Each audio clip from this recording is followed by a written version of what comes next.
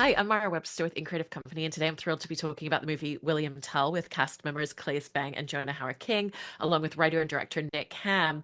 And Nick, starting with you, I wanted to talk about the genesis of this project in taking the original Schiller play from 1804. And I love the fact that you basically translated it and broke it down, and you've taken elements and characters and language from it, but also really interjected your own perspective and lens. And I was just very interested in what that part of the process of making this film looked like for you. That was a process. Hi, it's nice to meet you, by the way. It was a process that took about a year, to be honest, very straight. Once I decided I was going to attack the Schiller, I knew the play roughly from before because I worked in the theatre for a long time, and I was knew it when in my 20s, and I was always shocked that nobody did it. And then I read it properly and realized why nobody did it, because it's almost it's almost unstageable. But at the center of it is this extraordinary story of this man forced to go basically to war, and without due reason, really, in that sense. And the play itself, as you know, dealt with these massive themes of political liberty and how you defend it and how you find it and how you can achieve it if you don't have it. So at the core, the absolute all the way through the actual play is the themes that are very contemporary and modern. So the first thing to do was I got it translated, as you said, broke it down, and then really kind of took out all the bits I wanted, and then just started to write the story from Tell's perspective. And what I didn't want to do was replicate what was in the play, because some of the play was wildly outdated. And for example, its treatment of women was ridiculous. So every woman in the play is literally a servant or a mother or a wife, or and they're literally doing farm work. And I thought to myself, okay, hold on. A, that's not kind of cool right now. And B, you're not going to get good actresses to do this stuff. And C, nobody wants to watch that anymore, So I took all of those female parts and kind of almost wrote them as kind of warrior females. That they were funnily the ones that were actually pushing the men towards action. So the process was very simple and also very long. And, it took me a while to get the screenplay right from it. But once I had that screenplay, I really tried to keep the language, because I could express incredibly complicated political ideas within poetry better than I could within just vernacular language, if that makes any sense. And I wanted that idea that every now and again, the audience is watching an action movie. Great, they are. But every now and again, there's a line that sits in the movie that is just so dense and complicated and interesting in its own right. It's like watching Shakespeare. It's like watching anything from great writing. You'll hear a moment and you'll just zing into your consciousness. And I think the ability to put early 19th century dialogue written, as you said, in 1804, into a movie about set in the 14th century, and present that to an American audience, in 2024, and them understand it and get the narrative of it is really, we're so proud of that. Yeah, the language works really well. And Claes, in coming over to you and talking about your portrayal of William, I love the fact that essentially when you first read the script, that you really just saw the existential and the internal journey of this character and didn't even necessarily realize the scope of the action and all of the larger parts until your That's wife true. read it and Yeah, pointed it out. that's Um, true.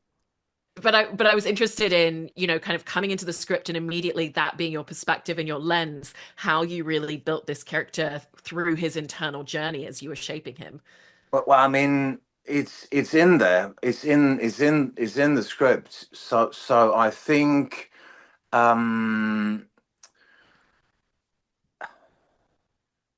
the starting point, I think, was obviously this the Apple scene, in the sense that I think it's an incredibly interesting dilemma that I don't think I still can't get my head around it really. What do you do when you're faced with a situation like that, when someone is making you make a decision like that? Um, and it becomes quite, I mean, it becomes quite existential. It really becomes a matter of, will you stand up to your oppressor, or will you just bend the knee? And in that sense, the whole drama of what do the Swiss do when the Austrians are there and are wanting to take over their country.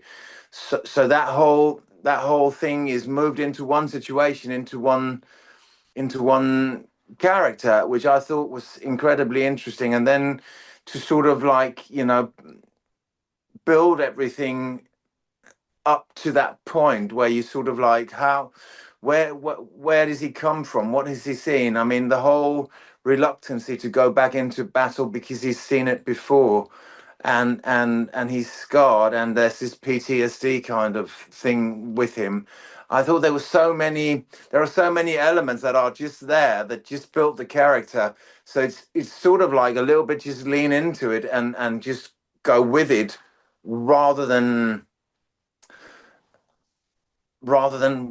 thinking that I need to build something, because I think I was taken on a journey with Nick and with the other guys and girls that are here, that sort of just like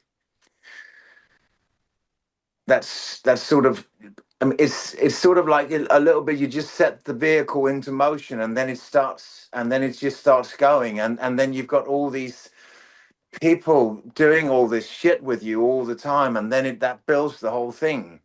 So I actually don't think I ever thought at one point about building a character. It's in there. I think I thought I just needed to sort of like, be the body that this could travel through.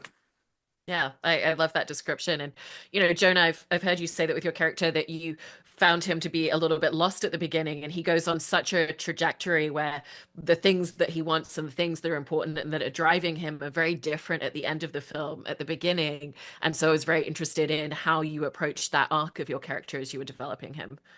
Yeah, yeah. Nice to see you, by the way. Yeah, Um, likewise. yeah, yeah.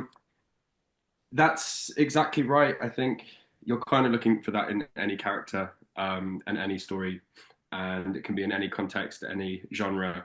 But ultimately, you want to play someone who changes and learns something and evolves, because otherwise, it's one note. By definition, you want it to go from A to B or to C or to D, because that's human. We're all doing that day to day in our lives generally. Um, and as you said, I think when we meet him, he is trying to find a purpose and he is trying to find a meaning to his life. And he looks up to this father figure, to his uncle, and he wants to show him what he's made of, and he wants to show him that he can be a man and that he can lead his people. And I think he thinks he's trying to do the right thing. He's trying to be diplomatic. He's trying to be politically savvy. He thinks that the only way of helping his country is by uniting with this oppressive force. He also thinks it's the best way to be with the love of his life. So I think he is a romantic as well.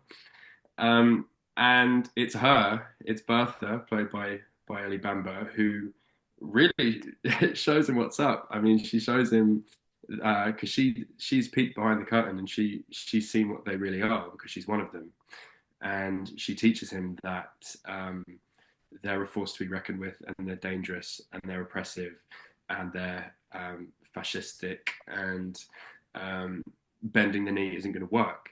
And she doesn't say it lightly. I think she knows that that is a great sacrifice, and the kind of the pain and the toil that will bring on his people. But she knows that it's the only way, and I really like that for him. That by the end of the film, I think he has found himself. I think he has made his uncle proud, and I think he's stepped up to the plate, and I think she is impressed by him too. So whether or not he is with us at the end of the journey, at the end of the story or not, it's sort of left a little bit ambiguous. Who knows?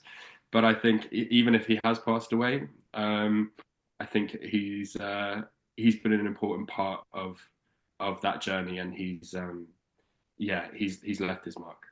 Yeah, definitely. And Nick, in talking about that cumulative scene where William is asked to kind of pull his bow and arrow towards his son and everything that means. I love the way that you've directed it because it's such an intimate connection. You know, even right before that moment, we really have these close-ups with the camera on a father and his son and just the communication between them, the emotion between them.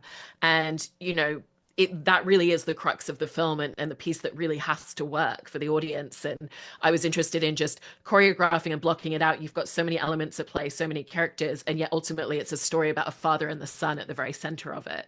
You're absolutely right. It is a story about, and it's the trust of that relationship that is the center of that scene. You know, look, you know, that scene has been around in European culture. In fact, in world culture, if you ask anybody what they know about William Tell, they know nothing. They know one thing: an apple. Why? They don't even know. Sometimes they don't even know what the apple is or where it's going to sit or how anybody is. So I think the revelation of that scene was part of wanting. That's why we wanted to do the movie, because the scene itself is such a beautiful piece of writing from Schiller. I just basically stole most of it and rewrote it and worked it, but he did the architecture, and then I kind of built it from there. It's always. I mean, I would say it's probably one of the greatest scenes ever written in drama. You know, it's certainly from the dramatic point of view of a play, and if you understand the context of it, it's just extraordinary. Here's a man basically asking another man to publicly execute his child in order to reinforce his own his own authority amongst the town. And that that's why the scene has lasted for hundreds of years. You know, it wasn't just written down in 1804. It's been in existence since the 1300s. So why is it? What does it do, that scene, that makes people want to kind of refer to it? Well, I think it's because it's just simple, morally complicated, yet incredibly morally clear, and people can understand themselves in that situation. What would you do to save your child? What would you do to save your country? And I appreciate your comments about the staging of it. All of those actors knew what they were doing every single moment in that scene. We had rehearsed that off camera, if you like, on many occasions. And then we finally rehearsed it on the set itself. And we took a whole week to shoot just that one scene. And, you know, at the center of it is Claes, but around Claes is all these different performers. And everybody gave 110% every day in that heat, because they knew that scene, as you say, it's like doing the Titanic and the boat doesn't bloody sink. All right. If you can't, you know, that's why people go to the movies. Okay. You've got to get that scene right. You know, if you don't, you're in trouble. So I feel we did it justice in many respects.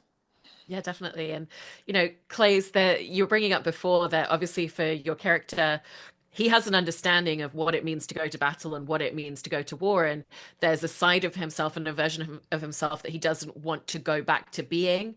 And even though that entire scene with being forced to do that with his son invigorates that part of himself again, you know, you can kind of tell without seeing who he was in the past that it's a different version. It's very personally motivated and very much about protecting his family in any way he can as well. And so when you were filming that scene and the subsequent follow of what arises within him, how did you find that emotional landscape? Because it's so fascinating. Well, I mean, I felt what was we talked a lot about this, because obviously it's really hard to it's, for me, it's impossible to really understand physically but also intellectually how you arrive at a decision to do what he does.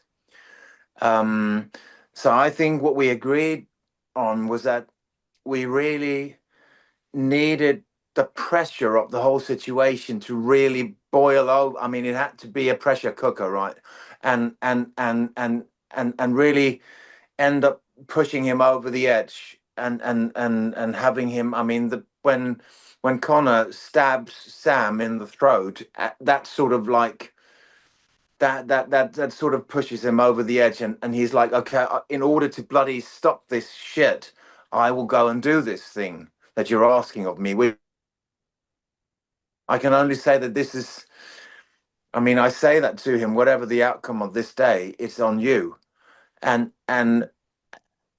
I think it really was that thing of, it really was a thing of collaboration, that we sort of knew that everybody had to bring their best to it, and help build that pressure in the scene, because every big character in the movie is in that scene and plays a part in you know in pushing the whole thing to where it's pushed. And so I in that sense, it was just an enormous pleasure to have these amazing people around me that just really gave it their all. And it was, in that sense, the emotional journey of it was just bloody lean into it, and just be taken for a ride by Connor and Jonah and Ellie and Sam, and the ones that are sort of like the ones that are sort of, you know, overseeing that the tension is actually building. And so that was that's I think that is sort of how it was made. So it is not like that I sort of think that I now go on this journey. I went on whatever journey was there on the day, and all everybody that was there worked really hard for this journey to sort of take place, if you can put it like that. Yeah, it's wonderful. Well, you all did such a fantastic job with the movie, so congratulations and thank you so much for talking about it. I really appreciate it. Thank you so much. Thanks for having us.